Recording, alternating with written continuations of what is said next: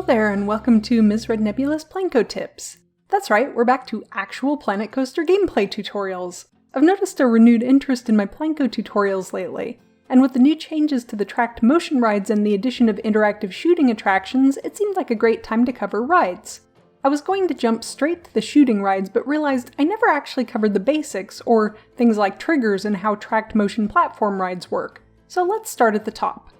This tutorial will cover how to put a ride together and the common menu items you'll see no matter what kind of ride you're building. Since this series is leading toward the shooting rides, I'm mostly going to be focusing on tracked rides here, but almost all of this applies to coasters too.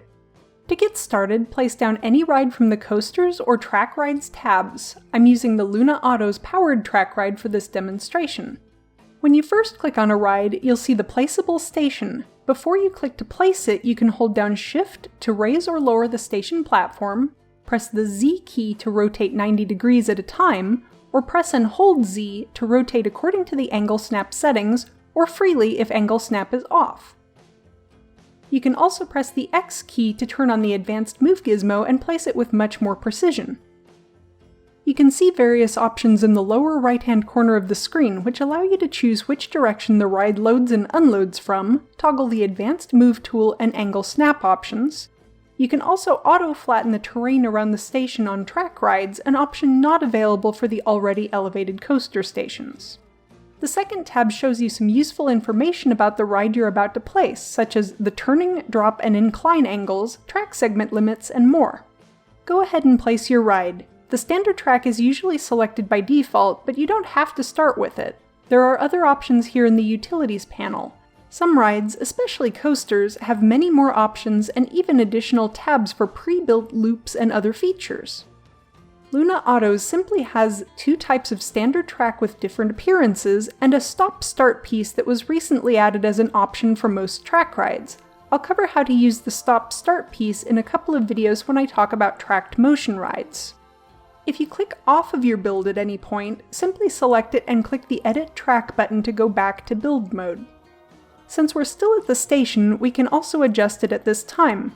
Planko often adds more station space than you technically need, so if you hit delete a couple of times, you can shorten the station. Note if you delete too many times, you'll run out of space and delete the whole ride and have to place it again. You can also go to the Station panel to select which direction the ride loads and unloads from if you missed it before. With the station type selected, you can extend the station by pressing the Build button in the Tools or by pressing Enter. To start laying track, return to the Utilities tab and select a track type. Remember that most track rides are powered and will simply move on their own, whereas coasters will need momentum from a lift hill or launch to get them going. Use the ruler to vary the track length, the up and down arrows to change elevation, the right and left arrows to turn, and the angle control on top to tilt the track. The tilt and elevation changes for most track rides are minor, but it does give you some versatility. Coaster tracks, of course, can be much more extreme. You can also adjust or disable Angle Snap in the Settings tab to get more granular control over turning, tilting, and elevation. Click to place your first couple of pieces of track. Begin to test your ride at any point during the build by clicking the Start Test button. If the track is incomplete, the ride vehicle will fall off at the end and explode rather spectacularly. I usually leave this off for track rides as it's distracting, but it can help a lot with coasters if you're not sure they have enough momentum to, say, get up a hill. The panel will show various statistics about the ride as it's moving. Again, not a big deal for track rides, but this can be critical for building a good coaster. The camera icon allows you to ride it as it's testing. Enable Auto Tunnel to automatically burrow a hole out of any nearby terrain. The blue grid will show where the terrain will be removed, and clicking to place a piece will dig the hole. You can control how wide you want the terrain tunneling to be. If you use this feature by mistake, you can also just use Ctrl-Z to undo both the track placement and terrain tunneling. Height markers are more relevant for coasters, but you can turn them on to see how high a part of your track is relative to both the terrain or to the sea level, which is really just the base ground level in Planet Coaster. If you don't want there to be a beam coming from the bottom of your track, turn off track supports. You can do this on a per track section basis. If you disable it as you build, it will stay disabled for subsequent pieces placed.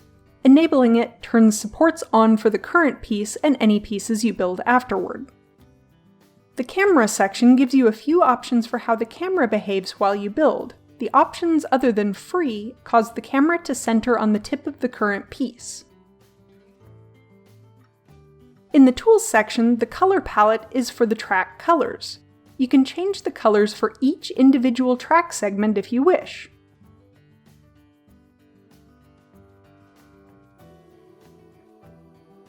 Keep building until you're happy with your track. If you need to go back, you can either undo a previous move by clicking Ctrl-Z, or you can hit the Delete key, the bulldozer button, or the right mouse button to delete the current piece. If there's a section you'd like to edit, click on it. You can do this before or after your full track is completed. Planko will automatically select 2 track sections, and you can use the arrows on either end to shorten or lengthen the selection. The double arrow in the center will also move the selection along the track. Use the widget to raise or lower the segment, tilt it, or move it side to side. You're a bit limited to how much you can adjust, but it does allow you to make some tweaks. The track will turn red if the edit you're trying to make is out of bounds. The tools at the bottom of the screen allow you to automatically smooth the banking, height, turn, or everything at once when you have a segment selected. This is especially good for coasters. If need be, you can also delete an entire section of the track with the Delete key and then rebuild it.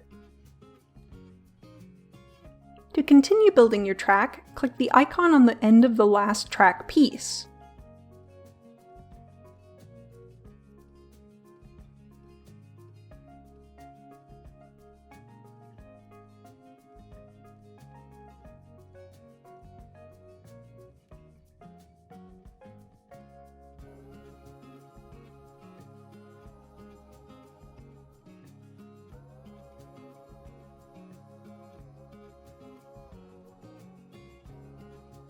At any point, you can hit the autocomplete option and Planko will attempt to finish the build, though this works best if you're reasonably close to the end of your station. When you're happy with your ride layout, click Done. With the ride selected, you can also see some statistics and make changes in the panel that appears at the top right of the screen. Click the current name of your ride to change it. Adjust the ticket price on the Finances tab. On the Customize tab, you get a few options for visual tweaks. Some rides allow you to change the car type if there are other compatible vehicles. Under Ride Colors, you can change the track, car, and operator colors. Note that any track color changes you make here will affect the whole track and will overwrite any colors you made while building the track. The car colors affect every vehicle on the track. Sorry, no, we cannot change individual vehicles at this time.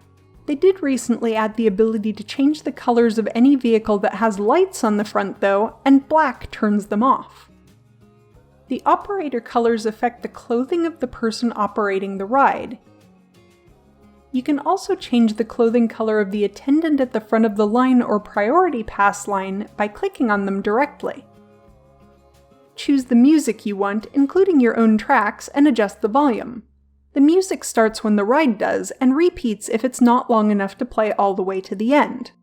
The tracks under the roller coaster music header also change based on the current intensity of the ride, playing soft music on a lift hill and heavier music during fast parts. In addition, you can move the entrance and exit here, but we'll get to that in a minute. Next, we'll look at a couple of options on the Operations tab. The number of trains indicates the number of vehicles. For track rides, you can have a bunch, and the length of the station doesn't actually matter, so go nuts.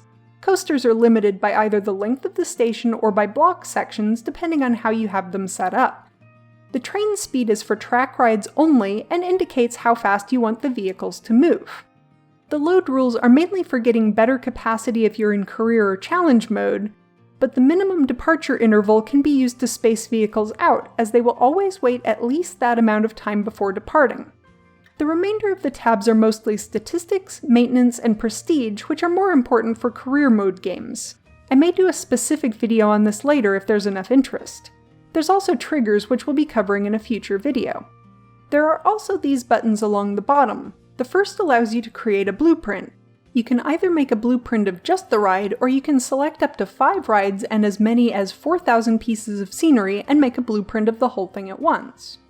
The second button has to do with trigger sequences, which again, we'll talk about soon. As mentioned before, the third button allows you to go back into edit mode. The fourth button gives you a grid that aligns with the station so you can easily build a building from the grid-based pieces in the Building tab to match your station. The fifth button lets you jump into the ride camera. The sixth and seventh buttons allow you to move the ride around with free moving or the advanced move tool respectively. Finally, the yellow bulldozer again, which deletes the ride. So now we're ready to open our ride. The first tab gives you a checklist of what you need to do before you can open. We need an entrance, an exit, and a queue connecting from the entrance to a path. Click Place Entrance to put down the entrance. Where it can be placed depends on how you set up your station earlier. Since I set up the station to have both the entrance and exit on the right-hand side, you'll notice I cannot place them on the left. Place Exit does the same for the exit. Connect Entrance to Path gives you the start of a queue, which you can then build towards a path somewhere nearby. As soon as you connect to the path, you'll see the ride entrance attendant appear. If you need a refresher on paths, I've got a video for that. You'll also need to connect the exit to a path so your guests can leave the ride. You just use normal pathing for this. We still can't open the ride, but hovering over the green button will show you why. All track rides and coasters must be tested before you're allowed to open them. Run a test by pushing the yellow button, and note that if you want to make changes to the ride later, you'll need to return it to test mode or closed and then test it again before you're allowed to reopen it.